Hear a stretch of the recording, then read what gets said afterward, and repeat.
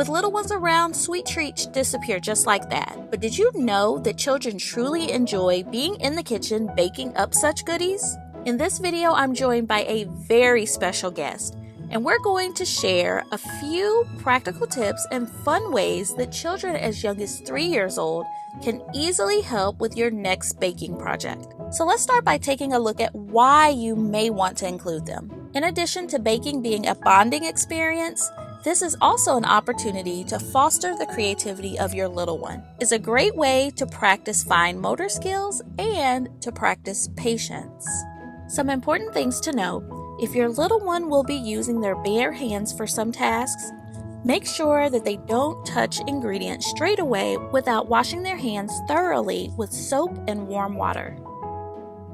I'm cleaning Elliot's hands because he's going to help me make some French macarons. My little guy is 3 years old and he loves watching me in the kitchen.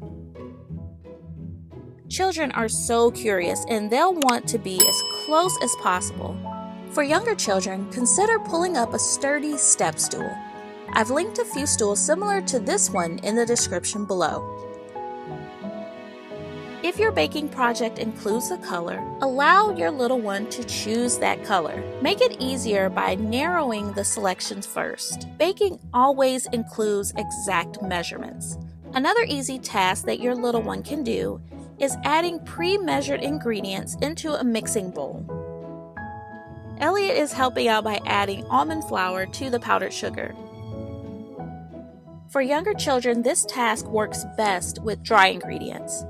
Older children can also do the same with liquid ingredients and measuring spoons.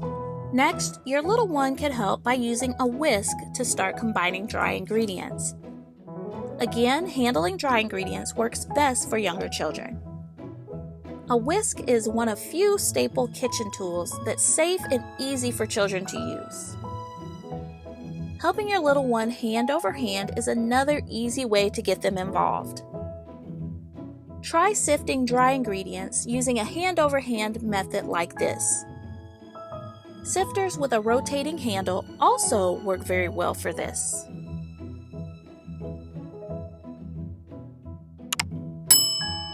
I place the egg whites into my mixing bowl, and Elliot helps by adding the cream of tartar.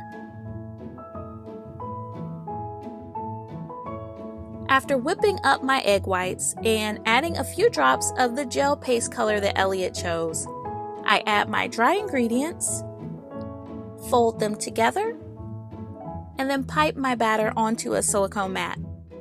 Now we wait patiently while the macaron shells rest and bake. Elliot couldn't wait to try the cookies. Little ones absolutely love anything that's sweet, in moderation of course.